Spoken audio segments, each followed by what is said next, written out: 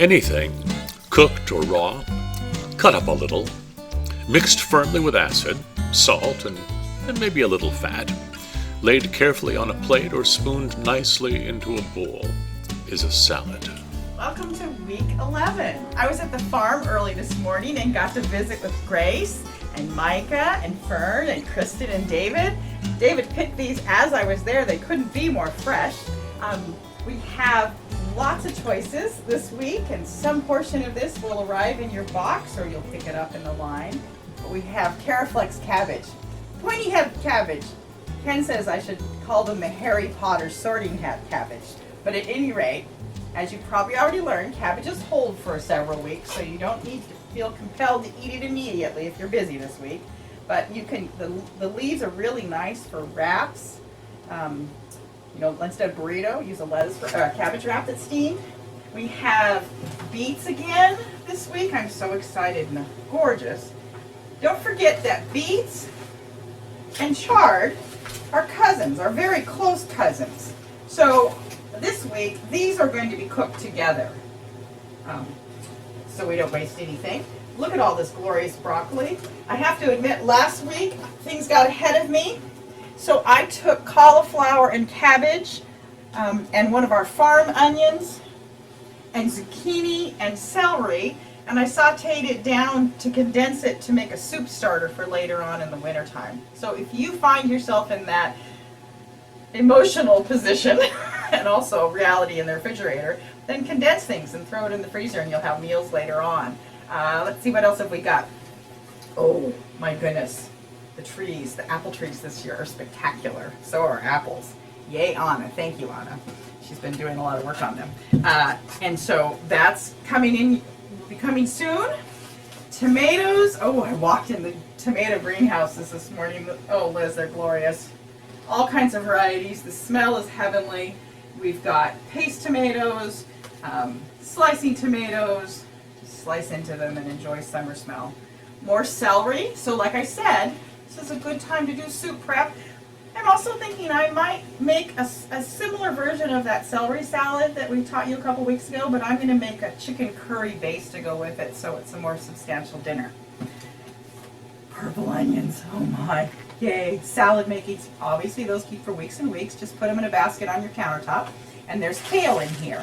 Now there's a possibility, I even have a little bit of kale left from last week, so I'm probably going to braise all of my greens together. And then I use that as an omelet stuffing. That's going to go in a risotto this afternoon. And I know lots of you already know how to make risotto, but since we're getting close to school time, I've been trying to think of things you could make ahead, maybe early in the weekend, and then have it ready to go for the school week. And risotto cakes are so easily warmed up by kids on their own, and they're nummy, and you can tuck all kinds of vegetables in them. So I'm going to show you that version this afternoon. Mimi's going to show you her whole lemon salad dressing, which is bright. It'll wake up your palate after something rich like risotto. Let's see. What else is here? So, zucchini. When they're itty-bitty babies like this, I like to just cut them open, like I showed you earlier in the year, lengthwise like this. And then, perfect time of the year, we can mince up tomatoes, some of those purple onions, a little bit of garlic, stuff the center with that mince, and maybe a fresh squeeze of really good balsamic vinegar and olive oil over the top. I like to let those marinate for about a day. There's another idea in the book we've been reading where she talks about taking zucchini, probably about this size, take the ends off, and this skin is tender enough just to eat. And if you have a mandolin, shave it quite thin, like feathers, she says. Shave it quite thin, and then rub fresh lemon juice on it and just let it macerate, and then drizzle some olive oil. Apparently that's an Italian thing, so I thought that was kind of a fun new idea to remember. I think we have gone on the grand tour, so we'll get to work in the kitchen. See you soon. I can't help myself. It's a glorious day out here. I'm with Ken and Sue, and today we're going to be doing a whole lemon dressing. And what's fun about this is you just only have to take the seeds out You can use the skin, the pith, the whole 9 yards goes in. This has been sitting in some salt just to kind of soften up that bitter flavor. But this is going to be a fun one in that it's got obviously the sour, it's going to have some bitter, it's got some honey in there, so you've got the sweet. For fun, you could really even throw in an anchovy if you really want some umami in there also. So now you've got the whole palate rocking and rolling. Kind of probably more for an adult palate than a child's, but you just never know. Don't tell them what's in there and see what happens. So what I'm going to do is I'm just literally going to put all my lemon in the food processor. You can do all of this by hand, but obviously the food processor makes it go really fast. And then here's a little bit of honey that I'm going to toss in. Whoop. Just like 1 or 2 tablespoons. Again, this can be totally whatever, how sweet you want it. Let's put it that way. And then we'll just put, well, I'll do that later. So we're going to also put some thyme. And of course, if you have fresh thyme, you've got some from the farm, of course, that would be perfect. So again, to taste, it's probably about a good solid tablespoon. And we're basically ready to rock and roll from here. So what we're going to do is let's just go ahead and turn this on.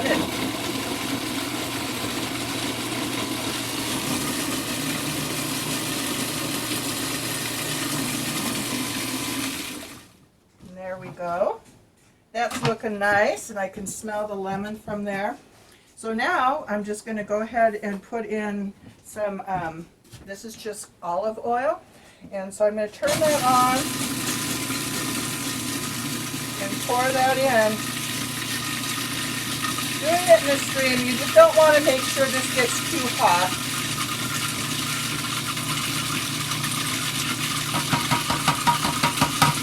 And with some salt and pepper, and that's it. This is the beauty of this. So as you can see, it's turning into this lovely kind of thick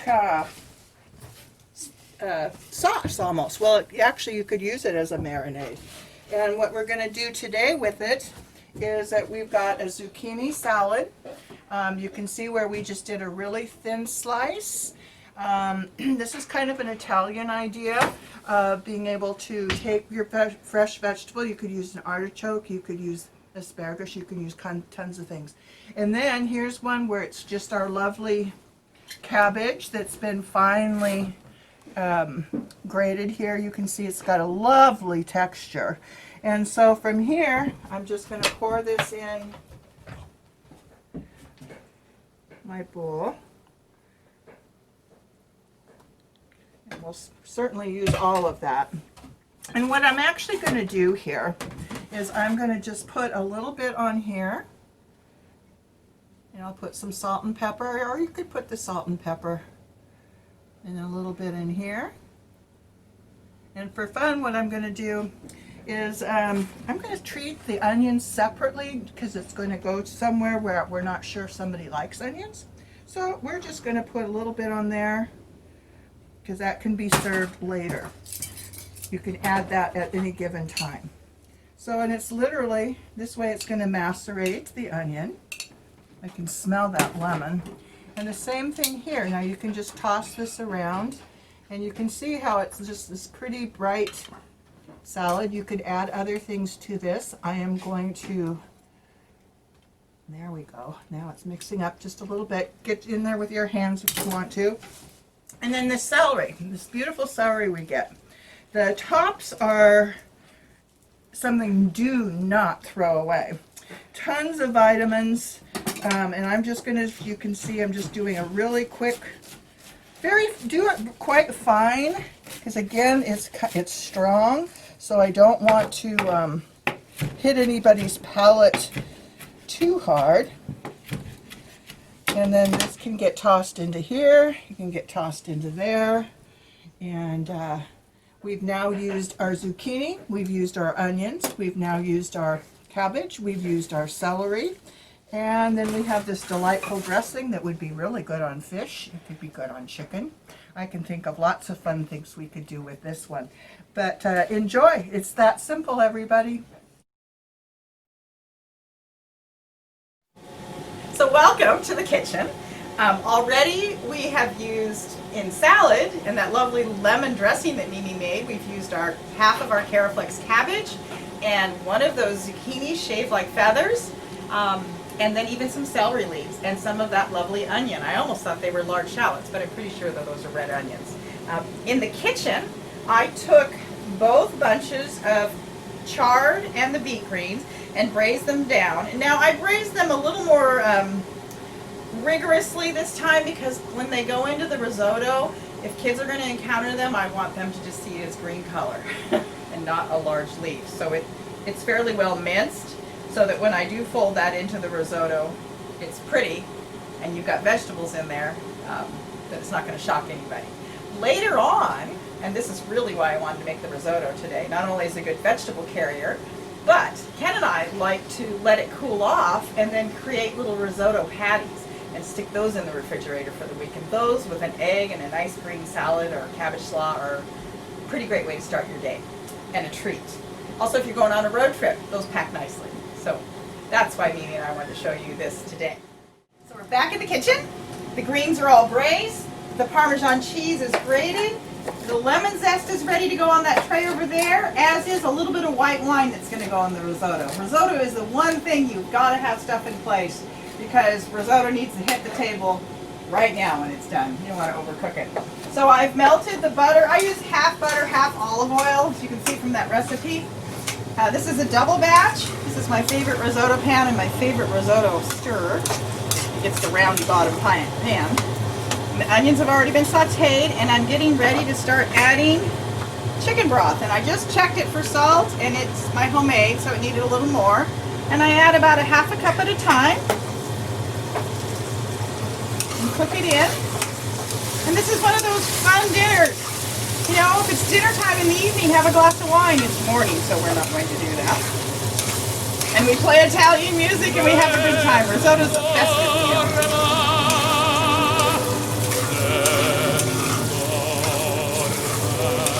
It takes about 30 minutes to get it all stirred together. And we'll fast forward so you don't have to wait through all of that. And I won't add the white wine until the very end. So it's just enough time to cook the alcohol off so it's not too strong, but enough time to brighten it. And then the lemon zest will go in at the same time.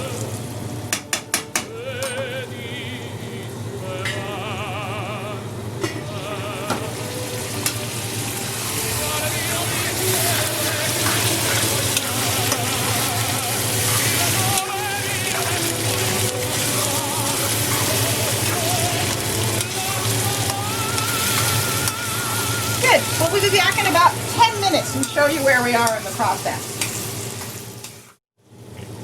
We're just shy of 10 minutes and you can see the kernels of arborio rice are beginning to plump. And it smells heavenly. I was lucky to find some of my chicken stock that had been infused with lemon juice when I roasted the chicken. So you can already smell that lemon and that rich chicken flavor. If you're trying to think of fun vegetables to stir into this to make the risotto cakes colorful or more interesting for the kids in your family, you could mince up carrots and greens. I don't think I put broccoli in there. Or cauliflower maybe, but I don't think I put broccoli in there. But I think braised greens are just a nice way to introduce them to younger palates. Mimi and I do that almost every year down at May Day, because we have a lot of reluctant greens eaters. As soon as they taste it in the risotto, they like it. One of the things I was remiss in mentioning was that I want to keep my chicken stock at a very high simmer so that when it hits the arborio rice, I don't have to wait for it to warm up. It goes in hot already. And then I get it stirred in, and it cooks down, and then I add more. We are probably about 6 or 7 minutes, maybe, from being done. And this is when I put the white wine in. Normally I like a dry white wine. This is my homemade, apple cider wine, so it's fairly dry. Just happens to be what we have on the shelf this morning. But that takes some of the richness down.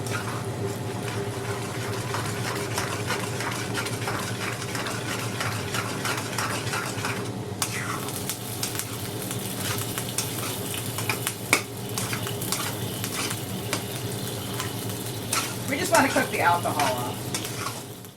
So when the wine is nearly cooked through, I take the lemon zest and fold it in so it has time to bloom. Everybody has their own risotto recipe. I don't think there's a right or a wrong way, but this is how we do it in our home.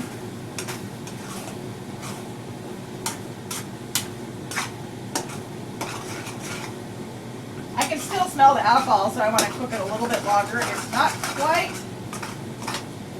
cooked through. The rice is not quite cooked through all the way, but I'm going to try. Not quite. So we're right on schedule. There's still too much tooth in the rice. You don't want to find any crunch. You want it cooked through, but still firm.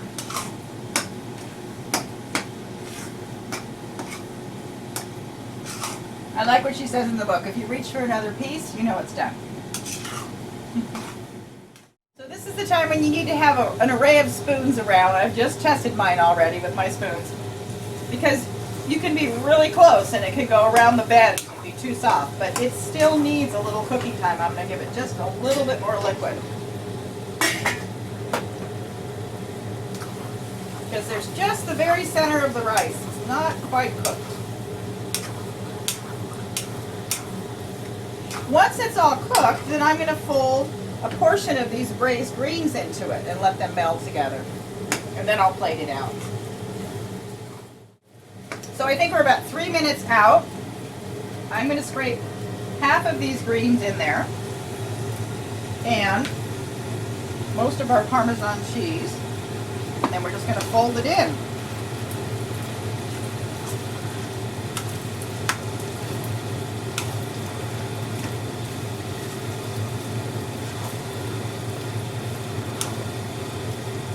And it'll get a little bit pink because these are beet greens and chard, which I think is fun.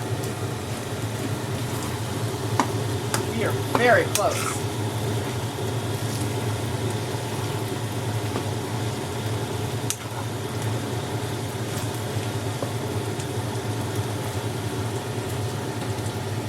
One little taste to make sure. 2 more minutes. So this is the fun part. Normally I have this platter preheated with some hot water. And then just fold it out into the center. Like so. It's quite a feast to bring to the table. We have a dear group of friends, and for years we would have a risotto dinner together, and then we would take the braised, it was a bigger platter, it was huge, it would feed 12 of us, I think. And we would have braised greens on the side. We might have pickled beets. We might have sauteed onions. What else, Ken, did we put on? Mushrooms. Oh, mushrooms. And then also lots of grilled peppers, sweet peppers that we pull the skin off of and have those sliced so that everyone can build their own risotto. Kids were growing up. We would have salmon. We were spoiled. We had a friend who was a fisherman and we had lots of salmon in our freezer in the old days. But we'd have salmon probably every other week for dinner. And then I would always hold back, oh, I don't know, a little more than 1/4 of a pound, 1/3 of a pound, and then I would make sure there were no bones in it, and I would fold that in at the last minute of our risotto. But you can see the color in here. It's really lovely. And then when you bring it to the table, remember we eat with our eyes too, so some fresh celery leaves add a nice compliment. So we'll meet out at the table in a few minutes, and I'll show you what we're having for dinner. So we're back in the kitchen. It's Monday night, and I wanted to show you what we do with leftover risotto. So I just take cold risotto like this and form it into a little patty. You want to make sure it's densely packed like that. You can even do this ahead of time and have it in the fridge and just let people cook them up individually. It takes some time. Ken wanted me to remind you not to be afraid to use a little oil in the pan to get a nice crisp, and not to turn them over until you have a nice crisp, because that's part of the fun of eating them. And in the morning, for a special company breakfast, that's a pretty nice breakfast with egg and a nice vinaigrette and some greens, or some leftover vegetables that have been chilled down with some vinaigrette. That's tasty. So we'll go to the frying pan in a few minutes. We're going to let those cook for 5 or 6 minutes on each side. You just want to get a nice crisp crunch on them. That's what makes them special. So be patient and don't rush them. Don't forget there's Parmesan cheese in there. You don't want to burn it. So it's about 12 minutes later, and you can see those that went on first, these 4. These have a few more minutes to go, but these are ready to come off. And I just let them cool, and then I'll store them in a refrigerator in a Tupperware or something. And they're all ready to just be warmed up. Enjoy. I hope you have fun with these. So we have a beautiful platter of risotto, easily serve 6 to 8 people. We have shaved zucchini with the lemon dressing, the lemon honey dressing. We also have half of that cabbage plated out with some celery leaves with some of that dressing. These are the beets. I just cooked them in water and slice them, and at the last minute when we sit down to eat, I will drizzle some of the dressing over the top. And then we did the same thing here. So we have bright, sharp flavors to go against this rich platter of risotto. Have a lovely week, everyone, and be kind to your neighbors. About half hour. So here's the beets, and this is what happens is you can literally just, it's that easy. So you don't have to peel them ahead of time. They just literally, when it's too hot, just run under a little water. Done. Done. That's how easy that is. Ta-da!